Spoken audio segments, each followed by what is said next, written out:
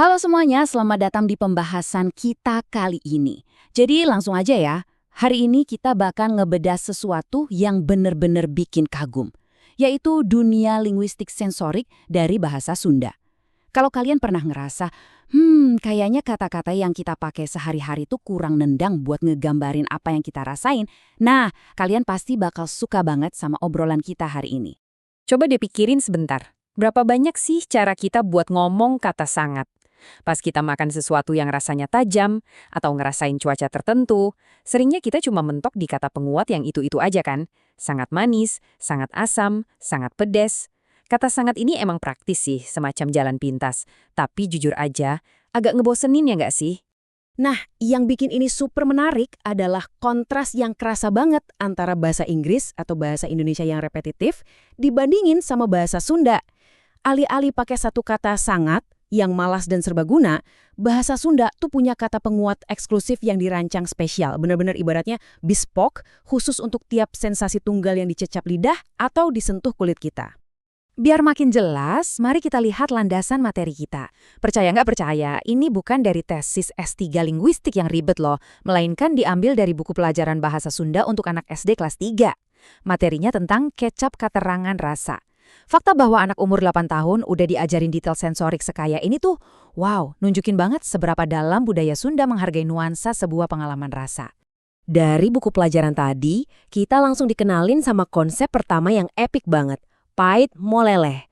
Coba deh ucapin di kepala kalian dengan nada agak tajam, pait moleleh. Ini tuh bukan sekedar pahit biasa.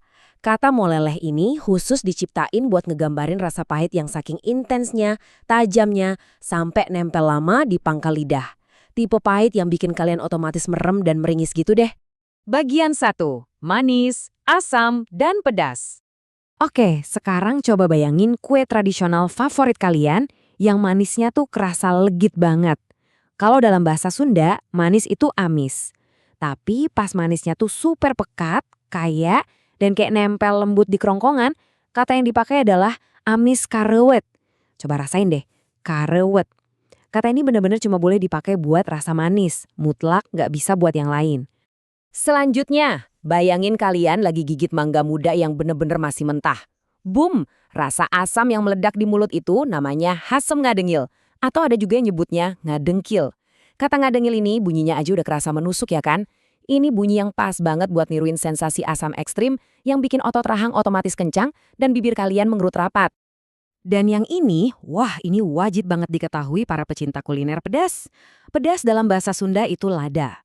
Tapi kalau kalian makan sambal yang pedesnya sampai nyengat bibir, bakar lidah, dan bikin keringat ngucur deras, itu namanya lada newewet. Energi dari kata newewet ini aja udah kerasa kayak rentetan kilat panas yang nyamber-nyamber di dalam mulut kita. Gila kan? Bagian 2.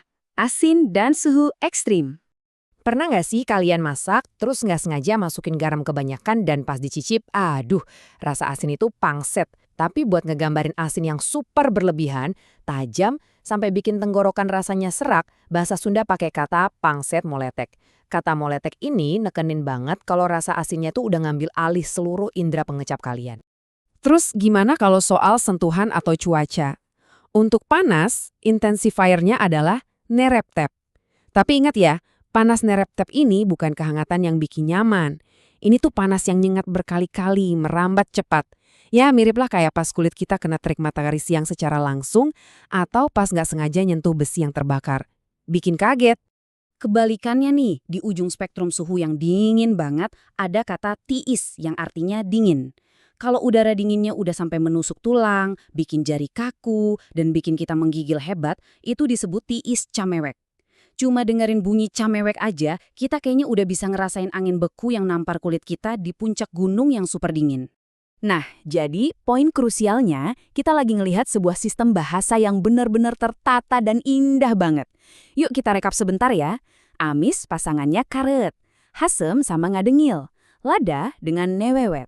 Terus pahit itu molelel, pangset dengan moletek, panas sama nereptep, dan tiis dengan camewek.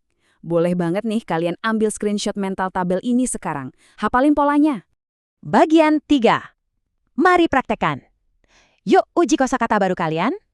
Kita intip yuk. Potongan latihan soal isi titik-titik dari buku SD tadi, beneran loh, ini latihan yang dikerjain anak-anak umur 8 tahun. Mari kita kerjain bareng-bareng buat buktiin kalau kalian udah bisa nerapin tata bahasa dunia nyata ini. Siap? Kita mulai dari soal nomor 1. Kue bolu teh mani amis, yang artinya kue bolu itu rasanya sangat manis. Coba ingat-ingat lagi, apa sih kata penguat eksklusif yang cuma bisa dipasangin sama amis? Yap, bener banget. Karewet. Kue bolu teh mani amis karewet. Kombinasi manis dan karewet ini udah mutlak, nggak bisa dipisah. Lanjut ke soal nomor 2. Buah ngora rasana hasem. Buah muda rasanya asam. Ingat kan sensasi rahang katu dan mulut yang mengerut tajam tadi? Apa coba kata keterangannya? Tepat sekali ngadengil. Buah ngora rasanya hasem, ngadengil. Wah, kalian jago juga nih langsung nangkep. Sekarang kita naikin level panasnya di soal ketiga. Sambal teh karasana lada. Sambal itu terasa pedas. Kata apa ya yang harus kita pakai buat nangkep sensasi api nyengat lidah ini? Newewet, sambal teh karasana lada, newewet. Jujur aja, ngucapin kata ini aja rasanya udah ngasih energi panas yang membakar gitu ya. Dan buat tantangan terakhir kita hari ini, kita lompat ke soal kelima tentang air di waktu fajar. Ari subuh mah cai teh tiis. Kalau waktu subuh, air itu dinginnya. Hayo tebak, dingin yang sampai nusuk tulang itu pasangannya apa? Kamewek, cai teh tiis kamewek. Yes, selamat. Kalian berhasil ngelewatin tes bahasa ini dan sukses nguasain pasangan kosakata yang kompleks sekaligus puitis banget ini. Perjalanan singkat kita lewat buku pelajaran anak SD ini ngasih kita kesadaran yang cukup dalam ya. Bahasa itu bukan cuma sekedar alat komunikasi, tapi bahasa ngebentuk gimana kita mengkategorikan dan ngerasain realitas kita sendiri. Ini bawa kita ke satu pertanyaan buat direnungin. Bahasa membentuk bagaimana kita mencicipi dunia. Rasa apa aja nih yang selama ini kalian lewatin cuma gara-gara kalian belum punya kata yang pas buat ngegambarinnya. Teruslah eksplorasi rasa di sekitar kalian. Makasih banget udah seru-seruan belajar bareng saya hari ini. Dan sampai jumpa di pembahasan luar biasa kita selanjutnya.